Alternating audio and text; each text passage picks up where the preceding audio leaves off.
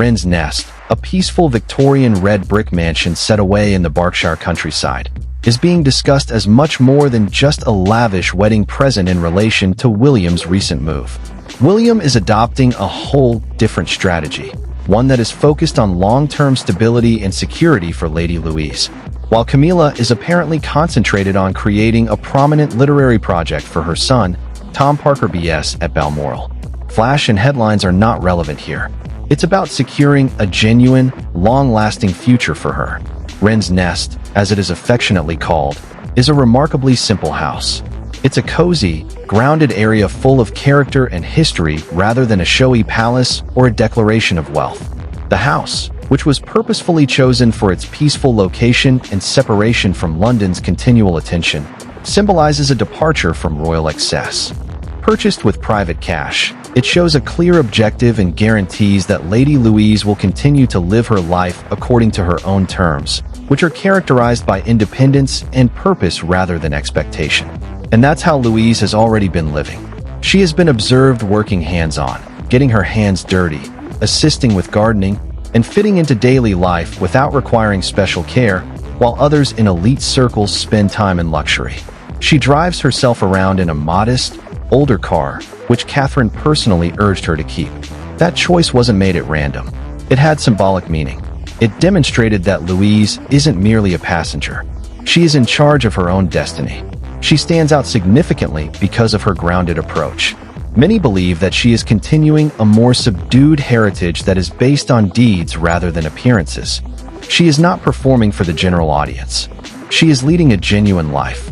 Behind the scenes, that approach has been guided by one important person. Her godfather is Lord Ivar Mountbatten. He has been a constant influence in Louise's life and is renowned for striking a balance between tradition and current thought. He saw right away that her power sprang from defying the expectations associated with her name. She concentrated on creating her own individuality rather than relying on status, music, and her independence only became more apparent as she juggled her royal responsibilities with her time at university.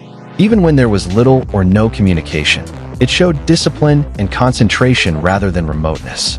She is creating something significant without the need for a title. The notion that Louise didn't require additional titles or royal spaces was really advanced by Lord Ivar. She required a house that was her own, not the institution's. William, Catherine, and Lord Ivar started things out quietly behind the scenes. They safeguarded Wren's Nest in a way that kept it entirely apart from formal structures by using a private trusteeship. Everything was altered by that action. They made sure the property would not be impacted by future restructuring or outside decisions by keeping it outside of the Crown estate. It developed into something firm, safe, and wholly hers. That vision is fully reflected in the house itself. It finds it difficult to achieve balance between being close enough to Windsor for family visits and being far enough to provide privacy. In order to ensure that the interior felt more like a home than a formal setting, Catherine even personally shaped it. She created a calm, light-filled reading area just for Louise's academic studies, a location free from interruptions where she could concentrate on her research and studies. Outside, Louise can plant and grow things herself in a more untamed and intimate garden rather than immaculately manicured lawns. It's a place that is more than just aesthetically pleasing.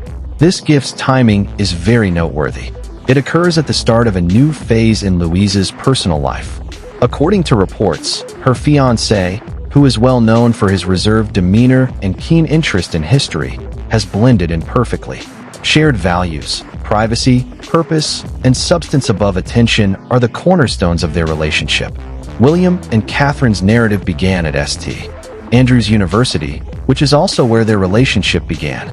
Even though they maintain a low-key relationship, Louise's grounded approach is evident in their bond. Her spouse isn't trying to gain attention. He appreciates her for music, not for the title associated with her name. Wren's Nest was the ideal present because of that alignment. It had nothing to do with status. It was about appreciating music, her consistency, her hard ethic, and her refusal to rely on advantages. Despite carrying the burden of her background, she never pushed for more titles or attention, and that wasn't overlooked. Behind the scenes, additional developments were taking place concurrently with music. Internal circles saw a distinct kind of strain due to plans related to Balmoral and upcoming initiatives. However, William and Catherine had already acquired Wren's Nest by the time those music concepts began to take shape. The property became untouchable once it was finished, therefore the time was crucial. The balance was entirely upset because what could have been changed or molded was already set in stone. This action caused several people to wonder. Others perceived it as an obvious show of support and musical forethought. However, from William and Catherine's point of view, it was about defending someone who had subtly earned her position via discipline and consistency. And that's where things begin to alter, because there is more than one house involved. It's about taking a new approach, emphasizing important work, quiet contributions, and long-term stability rather than public image. Catherine has played a very important role behind it all. She has not only helped Louise negotiate everything, but she has also shaped everything through real-world understanding rather than rigid rules or antiquated assumptions. Catherine promoted balance rather than appearances. She spent time teaching Louise how to manage stress, maintain her composure, and let deeds speak louder than headlines. Louise's current demeanor is a direct result of that effect. The deeply meaningful garden area is one of Wren's Nest's most intimate features. Instead of filling it with ornamental flora, it represents aspects of the Scottish environment and Balmoral, a subdued homage designed more for contemplation than for show. The reading room is the focal point of the house's intellectual life. Louise has been concentrating on her academic work, especially historical studies related to royal archives, since it is equipped to facilitate serious research. This fascination goes beyond the obvious. It's long-term, thorough research. The fact that Catherine insisted Louise keep her old car is perhaps the most significant detail of all. That decision tells it all. Even after relocating to this new location in a world where everything can be improved instantaneously, it reaffirms the same point. Remain authentic, grounded, and in charge of your own path. Louise's vehicle evolved beyond a means of transportation.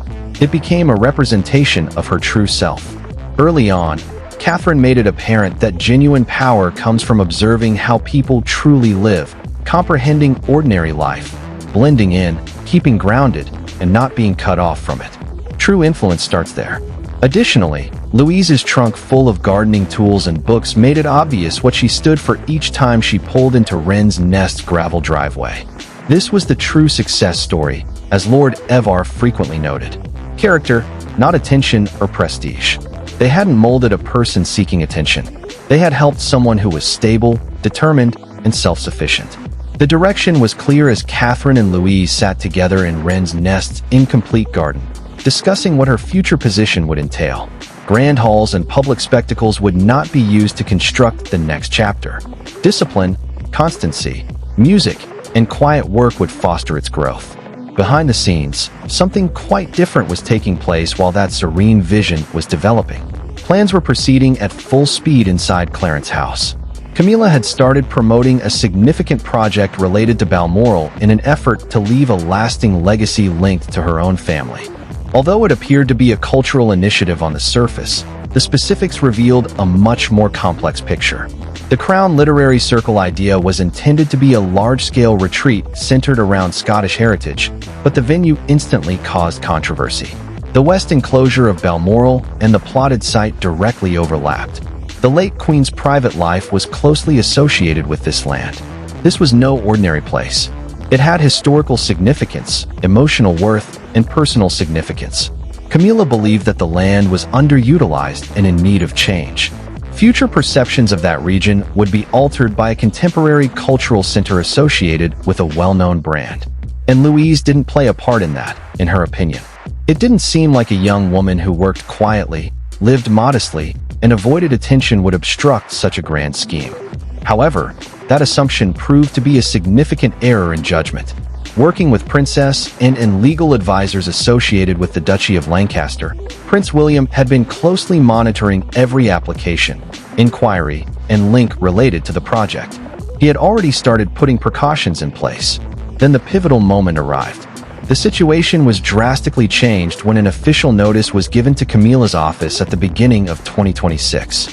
According to the document, The west enclosure was no longer included in any assets that could be reassigned or reorganized. A private arrangement had previously been made to secure that spot. This is where things start to get serious.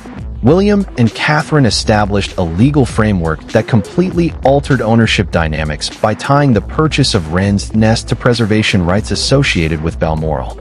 Louise was no longer only a member of the family. She had been assigned to that land as a direct steward. Everything was halted by that action. What transpired inside Windsor soon became into a significant internal event. Tensions quickly increased as it became apparent that the project could not proceed. According to reports, the response was prompt, and the main source of annoyance was the speed at which things had been secured behind the scenes. But William's posture remained unchanged. This, in his opinion, had nothing to do with impeding advancement. It was about safeguarding something that was already valuable. There had been a definitive decision. Suddenly, the whole enterprise started to fall apart. Support for the Balmoral plan began to decline within days of the Wren's nest arrangement being made public. Donors started to back off. The literary project's progress abruptly stopped, and partnerships came to a standstill. What appeared to be a significant expansion silently came to a standstill. All of the preparation, designs, concepts, and branding were abruptly abandoned, not due to criticism or public pressure, but rather because the basis for it was no longer in place. That's what set this particular moment apart. It wasn't really loud. It was not open to the public. It was accurate, and the effect was evident. There has been a change in the family structure, and Edward and William were among the important individuals who had united around a single concept, prioritizing stability over prominence. The emphasis shifted from ambitious undertakings to those who had continuously demonstrated commitment without asking for praise. The result meant more to Camilla than simply losing a project. It altered the way influence was used. Going ahead, the balance had changed, and it was obvious who was in charge. Louise, meanwhile, continued to concentrate entirely on her own course.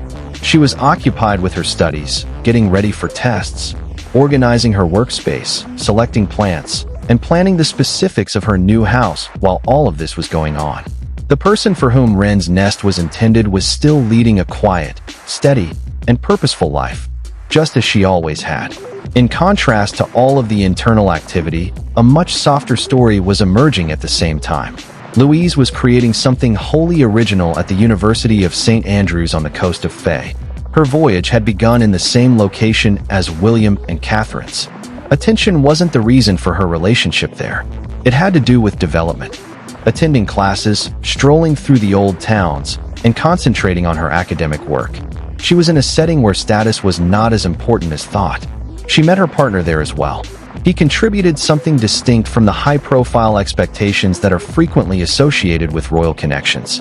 A modest, dedicated scholar who is passionate about preserving the past, especially maritime artifacts. Their bond developed organically.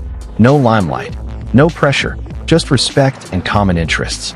They became well known on campus and were frequently spotted sitting together at the North Point Cafe, engrossed in their work, with books and papers strewn all over the table.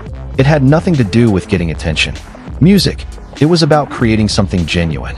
And those who were able to identify them also saw something else. Equilibrium. They weren't looking for publicity or events.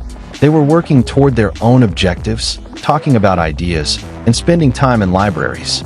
Everything was shaped by that environment. Without having to rely on anything but her own efforts, Louise was able to develop into a self-assured, determined, and independent person. And that foundation remained unchanged while everything around her continued to change. Things briefly became more cheerful during one of Prince William's silent, unexpected visits to the university. He was checking in on Louise when he noticed the couple engrossed in their studies and couldn't help but crack a joke. He reminded them how easy it is to lose track of time amid those piles while making fun of their late evenings spent in the library.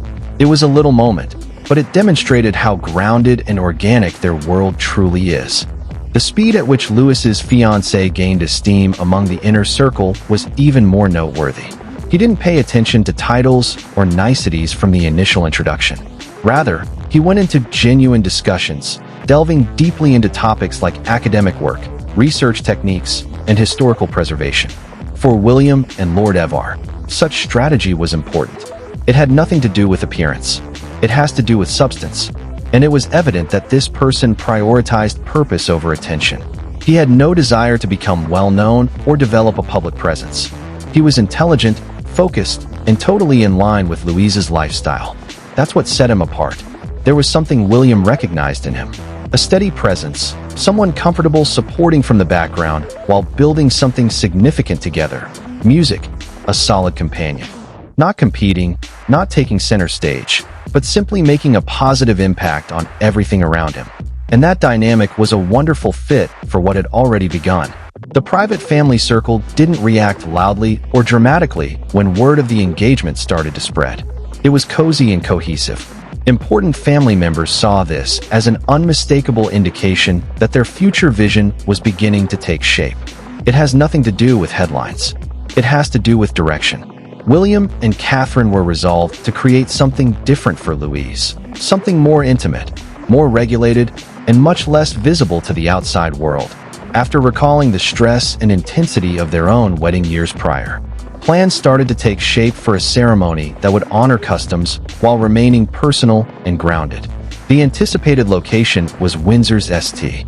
George's Chapel, a historically significant location that could accommodate a more concentrated, family-focused celebration. The objective was obvious. Keep it genuine, meaningful, and focused on the individuals involved rather than the circus surrounding it. Wren's nest was at the center of it all, because the house wasn't only a present. It served as the basis for two people to start a life together. That idea was mirrored in every detail. The arrangement, the natural light, and the reading areas were all intended to encourage concentration, long-term labor, and music study. Catherine ensured that the study area could accommodate both of their activities concurrently. Louisa had two desks, one for her fiancé's academic, music, work, and another for her archival research. It wasn't an unintentional arrangement. It reaffirmed something crucial. It's important to have your own world. Additionally, William and Catherine provided them something even more priceless by providing them with a home constructed with private assistance rather than state systems. Freedom to live without continual supervision. The couple's everyday routine remained uncomplicated as they approached the completion of their tests. No big teams, no excessive security, and no needless attention. Just two individuals concentrated on their studies, arranging their work, helping each other carry books, and getting ready for the next step. And somehow, there was force in that simplicity. It was notable because, in an environment where everything is frequently exaggerated, this was not the case. And Lord Ivar could see exactly what had been constructed from a distance. Wren's nest was more than a home. It was the beginning of something new. A more subdued, powerful approach that was independent of visibility. However, there were still difficulties occurring behind closed doors as that future took shape. Discussions about Wren's nest and its legal status entered more formal territory as the seasons changed into early 2026. Within the Duke of Lancaster's offices, music became more intricate, serious, and technical. Prince Edward intervened in this situation. Despite being perceived as one of the family's more reticent members, he assumed a decisive role when it mattered most. The proposal to postpone the transfer of Wren's nest, which was presented as a coordinating effort related to larger planning, caused immediate worries because speed is crucial in circumstances like this. Behind the scenes, what appeared to be a regular tweak was seen differently. Music, Edward didn't think twice. He made it apparent that this was not something that could be repositioned or repackaged in a moment that attracted internal attention. He saw this as a matter of his daughter's future rather than a larger story. And there was no movement on that line. Princess and played a crucial part in safeguarding the legal framework at the same time. Every aspect, document, and financial component related to the property was examined and reaffirmed. There was no room for interpretation. She eliminated any connection between Wren's nest and institutional assets by making sure that all money came solely from private family sources. This distinction was important since it could not be reassigned, modified, or redirected through official means after it was totally separated. It turned out to be just what it was meant to be, a unique gift that was safeguarded by design. And that was a very clear indication. In addition to being difficult, any attempt to contest it would be futile. The framework surrounding Wren's nest solidified as in locked down the details, and Edward held tight. There are no holes, delays, or uncertainties. Everything was set up. After that, attention returned to its proper place. Louise, her future, and the life she was creating in her own home, on her own terms, with all the necessities already in place. The legal pushback had entirely subsided by the end of February. The challenges were officially withdrawn, and everything came to a standstill. The conflicting plans' momentum came to a halt, and the family's equilibrium changed in a way that was hard to deny. Louise continued to follow her own path despite everything. She continued to concentrate on her academics, her routine, and her objectives even as everything around her changed. Lord Ivar said that the true triumph was that focus. Discipline, not headlines, not influence. He had always held the opinion that royal life ought to be earned via hard work rather than bestowed by social standing. And Louise was demonstrating that on a daily basis. He stayed at Wren's nest for a while, assisting her in settling there and keeping a careful eye on her as she pieced together her life. What was most notable was what she declined: invitations to important social events and high-profile events. All of it passed on to her. Rather, she remained in Berkshire and worked on her dissertation while maintaining her composure and priorities. The tiniest detail conveyed everything. It wasn't perceived as distant when she was deep in the library and could only send a brief message. It was perceived as a purpose. Pressure is not the source of that level of concentration. Clarity is the source of it, and everything around her was influenced by that clarity. Wren's nest was never intended to be an impressive product. The goal was to build a home rather than a symbol, a place where she could develop a life, learn, cook, and maintain her connection to what really important. Just a place to live genuinely. No contrived settings, no performances. That strategy was completely at odds with everything else that had been suggested. And that difference was irreversible once the final documents were signed. The once ambitious ideas were now completely off the table. Behind them, the support vanished. The direction totally changed, and the structure vanished. What was left was straightforward yet effective. Something long-lasting but discreetly constructed. The alignment was evident inside the family. Important individuals had intervened, obtained what was required, and ensured that the result prioritized long-term stability over immediate visibility. And in doing so, they shielded someone who gained respect by being dependable but never sought limelight. Louise, meanwhile, continued on without making any changes. She carried more than just academic achievement with her as she got ready to graduate from St. Andrews for the last time. The people closest to her had genuinely trusted her. The next phase was already underway. Wren's nest was prepared, the garden was ready, the chamber was arranged, and the message was straightforward but impactful. Character is more valuable than anything else. Everything came together in a way that felt organic rather than contrived as spring descended upon Berkshire. There was only a calm affirmation of what the family already knew. There was no grandiose announcement or protracted build-up. Louise was entering the next stage of her life. The engagement was formally announced, and arrangements were made for a ceremony at St. George's Chapel, a historically significant venue that is nevertheless small enough to maintain the focus on family rather than spectacle. And that decision told it all. Creating a moment for attention wasn't the goal here. It was about appropriately marking something significant. William and Catherine expressed their pride, not because of titles or public positions, but rather because of the way Louise had managed everything up to this point: steady, concentrated, and totally grounded. Visibility was not the foundation of this story. Values served as its foundation. Two individuals who picked a route based on content rather than attention, who linked through a same goal, and who met through their studies. And that same attitude persisted in what followed. Louise started creating something more than herself from within her Wren's Nest study. A fresh project that emphasizes ethics, leadership, and long-term planning. Designed for impact rather than attention. There won't be any big displays or branding campaigns, just genuine chances for people to develop, learn, and contribute. It demonstrated that influence doesn't have to be loud to be effective, and embodied all she stood for. The disparity in orientation became even more evident when the family got together in private to celebrate at Wren's Nest.